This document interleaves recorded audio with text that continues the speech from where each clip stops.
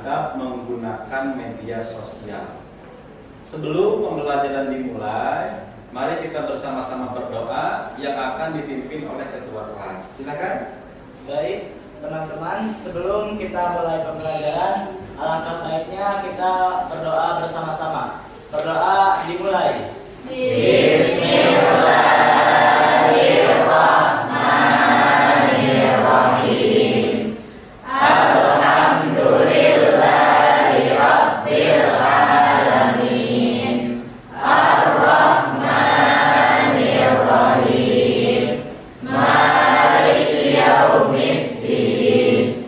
Iyyaka na'budu wa iyyaka nasta'in.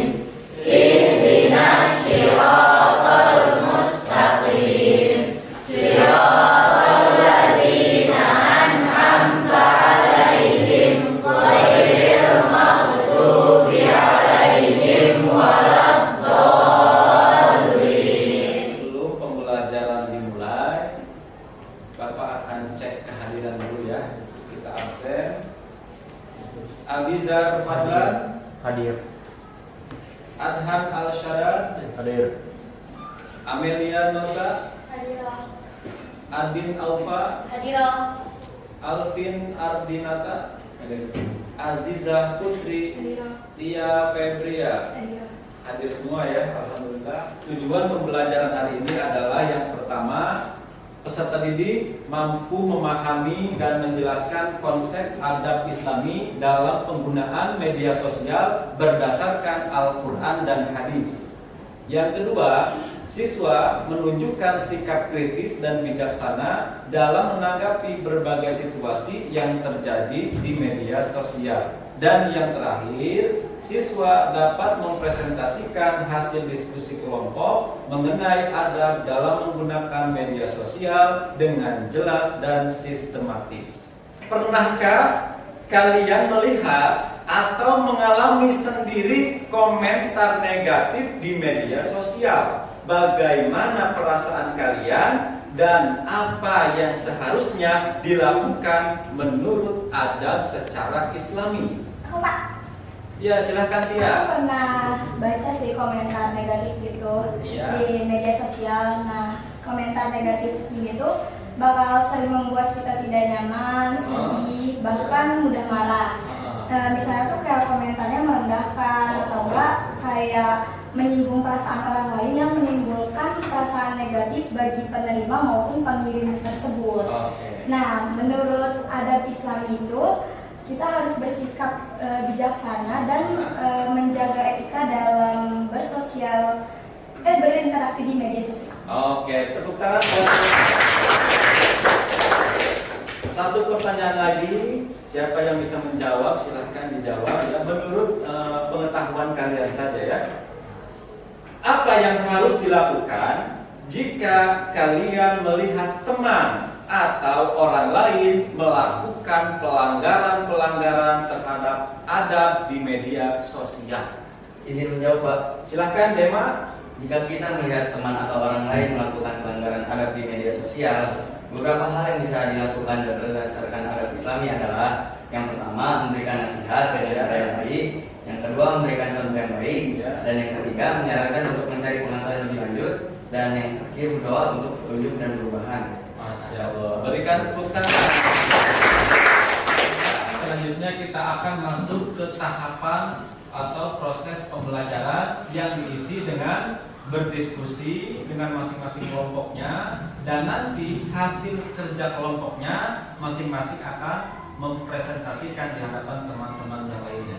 Sebelum kita melaksanakan diskusi, coba silahkan lihat ke depan. Di sini ada sebuah video ya tentang adab menggunakan media sosial ya. Wah, gue Juki.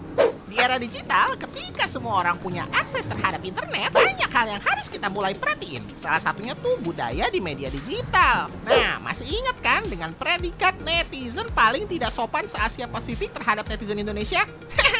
Padahal di dunia digital ya sama aja kayak kehidupan sehari-hari. Di media sosial banyak aja yang komen di konten orang yang isinya jelek-jelekin, maki-maki, sampai menghina. Udah kayak hidup depan bener aja. Di dunia maya jadi jagoan, di dunia nyata cuma jadi beban. Terus budaya seperti apa sih yang seharusnya dipraktikkan di media digital? Mudahnya sih ikutin aja budaya yang tertanam dalam Pancasila. Sila pertama kan tentang ketuhanan tuh. Agama mengajarkan cinta dan kasih.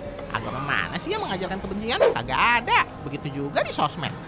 Jangan komen atas dasar kebencian, sob. Sila kedua tentang kemanusiaan, bahwa semua orang punya hak yang sama, gak boleh ada diskriminasi. Lalu sila ketiga tentang persatuan. Gak ada persatuan yang lahir dari kebiasaan saling menjatuhkan tuh. Gak ada persatuan yang lahir dari ujaran kebencian. Udahlah, wales aja di sosmed. Sila keempat tentang musyawarah dan mufakat. Di media digital, semua bebas berekspresi. Boleh saling kritik, boleh saling memberi saran. Cuma ya ingat, musyawarah kan ada etikanya.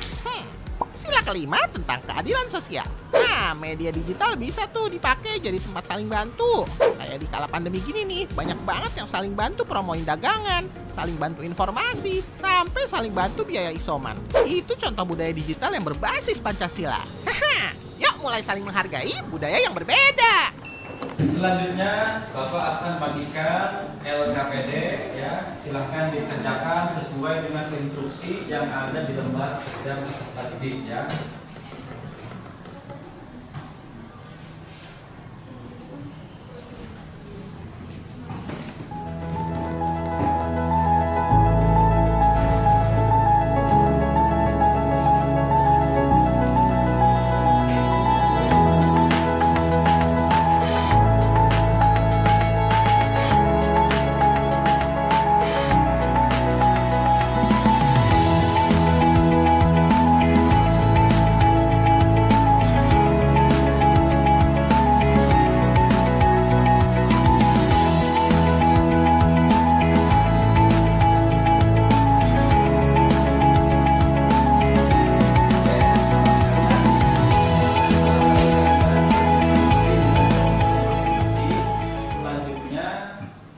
Kalian presentasikan hasil diskusinya kepada teman-teman kalian ya. Namun sebelumnya supaya kita lebih rileks, kita ice breathing terlebih dahulu ya. Silahkan semuanya berdiri, ikutin ya. Silahkan yang Bapak lakukan ya. 1, 2, 3. Pada hari Minggu ku turut ayah ke kota, naik delman istimewa, ku duduk di muka, ku duduk samping Pak Kusir yang sedang bekerja, mengendarai kuda supaya baik jalannya. Anak-anak sekalian, selanjutnya adalah presentasi dari masing-masing kelompok. Langsung saja ya. Untuk yang pertama dipersilahkan kepada kelompok 1 untuk mempresentasikan hasil diskusi kelompoknya di hadapan teman-teman yang lain. Silakan. Yang harus kita lakukan, poin yang pertama yaitu jangan berbagi informasi sensitif. Teman-teman harus lebih berhati-hati jika ingin memposting sesuatu. Misal jangan memposting kartu identitas, kemudian lokasi teman-teman, itu jangan sampai diposting sembarangan. Setelah tadi kita dengar langkah-langkah yang harus diambil untuk menjaga privasi dan keamanan di media sosial, terus saya juga akan menjelaskan cara melindungi data pribadi agar tetap aman. Yang pertama itu ada hati-hati dengan wifi publik. Wifi publik itu kan seringkali tidak aman dan dapat menjadi tempat perampasan, dapat mengakses data pribadi. Cara terbaik untuk melindungi data pribadi Anda saat menggunakan wifi publik adalah dengan menghindari terhubung ke jaringan wifi yang tidak aman saat Anda memiliki informasi sensitif seperti kata sandi atau transaksi perbankan. Terus yang kedua adalah hati-hati dalam memilih aplikasi di HP. Jadi kalian itu harus mengunduh aplikasi yang ada di Play Store, kalau nggak App Store, terus juga ada di Google Play Store, terus juga aplikasi yang diunduh dari sumber yang tidak terpercaya itu dapat mengandung malware yang dapat mencuri data pribadi kalian. Jadi pastikan kalian itu tuh mengunduh di Google Play Store, App Store, dan periksa izin yang diminta oleh aplikasi sebelum menginstalnya. Terus poin ketiga, hati-hati dengan tautan. Jangan klik tautan mencurigakan dari email atau pesan yang tidak dikenal. Biasanya itu kan kayak iklan kayak gitu di Google atau di Chrome. Kalian tuh harus hati-hati. hati dengan iklan-iklan kayak gitu. Oke, sebelum presentasi kami ditutup, adakah yang ingin bertanya? Saya. Silakan ya. Apa langkah-langkah yang bisa diambil untuk melindungi data pribadi di media sosial? Izin menjawab ya. Beberapa langkah untuk melindungi data pribadi di media sosial antara lain menggunakan pengaturan privasi yang ketat, tidak membagi informasi pribadi yang sensitif seperti alamat atau nomor telepon, dan berhati-hati dalam menerima permintaan pertemanan atau pesan dari orang yang tidak dikenal. Oke, sekian presentasi dari kami. Terima kasih atas perhatiannya. Wassalamualaikum warahmatullahi wabarakatuh. Lebih singkat ya. Waalaikumsalam warahmatullahi wabarakatuh. Waalaikumsalam warahmatullahi wabarakatuh. Kami dari kelompok 3 ingin mempresentasikan tentang dampak negatif dari penggunaan media sosial yang tidak sesuai dengan adab Islam dan contoh-contoh kasus nyata dan cara-cara menghadapinya. Yang pertama yaitu dampak negatif penggunaan media sosial antara lain. Yang pertama, berkurangnya interaksi secara langsung atau tatap muka dengan lingkungan sekitar, keluarga ataupun masyarakat. Yang kedua, tumbuhnya sikap hedonisme dan konsumtif. Yang ketiga yaitu malas belajar, beraktivitas fisik atau olahraga sehingga dapat menimbulkan penyakit. Yang keempat yaitu kejahatan dunia maya atau cybercrime. Yang kelima, menunjukkan sikap individu mementingkan diri sendiri. Yang keenam yaitu pornografi, penipuan, kejudian, dan lain sebagainya. Saya akan memberikan contoh kasus nyatanya yang berjudul Polda Metro tangkap telemarketer situs judi online Kamboja di Jaksel. Distrik Krimsus Polda Metro Jaya menangkap seorang pria asal Cengkareng, Jakarta Barat berinisial V alias Joel. Pria tersebut ditangkap lantaran diduga menjadi telemarketing juga supervisor website judi online yang dioperasikan dari negara Kamboja. Dan ini cara-cara menghadapinya. Cara menghadapi judi online adalah sadar akan masalah, cari pemicunya, batasi akses ke situs judi online, mencari dukungan sosial, menjauhkan diri dari pemicu, mengisi waktu dengan aktivitas positif, menetapkan tujuan dan belajar mengelola uang, dan mencari bantuan profesional. Sebelum mengakhiri presentasi dari kelompok kami, apakah ada yang ingin bertanya? Bagaimana cara mengatasi dampak negatif dari penggunaan media sosial? Saya izin menjawab, mengatasi dampak negatif bisa dilakukan dengan cara melaporkan konten yang tidak pantas, berhenti mengikuti atau menghindari akun yang merugikan, serta terlibat dalam diskusi yang konstruktif dan bermanfaat. Selain itu, penting untuk selalu berpegang pada prinsip adab Islam dalam setiap interaksi di media sosial. Terima kasih.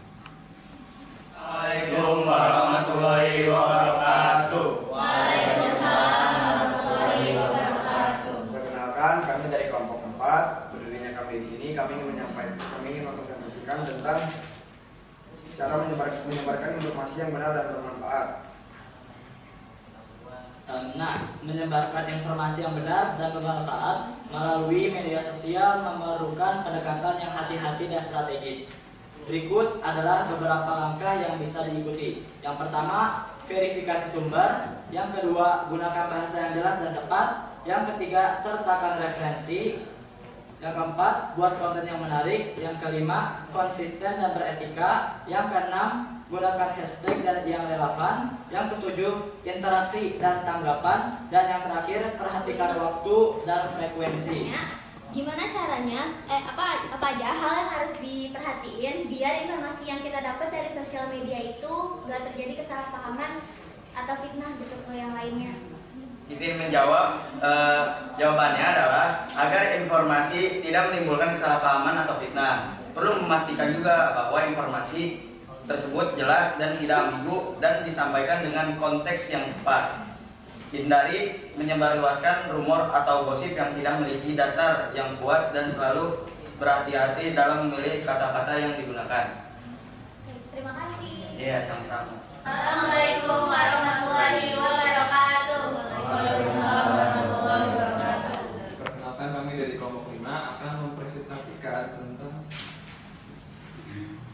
tentang menyebarkan informasi yang benar dan bermanfaat. Jadi langsung aja ke manfaatnya. Manfaatnya itu kemudahan dan kecepatan dalam mendapatkan informasi, memperluas pergaulan tanpa melihat jarak dan waktu, lebih mudah mengekspresikan diri, memudahkan untuk berinteraksi dengan orang lain. Lalu dampak negatifnya ada menjauhkan orang-orang yang sudah dekat, dan sebaliknya interaksi secara tatap muka cenderung menurun karena terusnya bermain media sosial, jadi introvert. Terus membuat orang-orang menjadi kecanduan terhadap internet, menimbulkan konflik, masalah privasi, rentan terhadap pengaruh buruk orang lain. Cara menjaga adab berkomunikasi dengan orang lain di media sosial sesuai dengan ajaran Islam. Jadi cara buat menjaga adab di media sosial itu tuh dengan berbicara sopan dan santun. Jadi kata bahasanya perlu diperhatiin. Terus jaga kejujuran, hindari gibah atau fitnah. Jadi kalau misalnya ada gosip-gosip itu jangan dilanjutin ya, walau seru sih. Terus pikir ulang sebelum mengunggah apakah itu dampaknya bakal negatif ke kita atau apa ya, pokoknya tiba balik dari pelihatnya itu bakal gimana ke kita. Terus menghormati orang yang punya perbedaan pendapat sama kita, terus mengendalikan emosi sama mendoakan kebaikan. Baik, sekian, terima kasih dari hasil diskusi kami. Mohon maaf jika ada salah kata. Assalamualaikum warahmatullahi wabarakatuh. Alhamdulillah anak-anak sekalian, sesi diskusi dan presentasi sekaligus tanya jawab sudah kita laksanakan pada hari ini. Mudah-mudahan apa yang telah dipresentasikan dari masing-masing kelompok menjadi ilmu dan wawasan untuk kalian dapat jalankan dalam menjalani kehidupan sehari-hari. Bagaimana perasaan kalian setelah belajar materi tentang adab menggunakan media sosial? Apakah lebih tercerahkan? Ya. Jadi kesimpulannya adalah kita sebagai seorang muslim ya harus pandai-pandai dalam bermain media sosial. Karena media sosial ini ibaratnya seperti pisau yang bermata dua. Ketika pisau tersebut digunakan oleh orang yang jahat, maka pisau tersebut bisa menusuk orang ya, bahkan sampai terjadi pembunuhan. Tetapi ketika pisau tersebut digunakan oleh orang-orang yang baik, maka pisau tersebut bisa bermanfaat untuk memotong cabai, memotong bawang, atau memotong sayuran yang lainnya ya.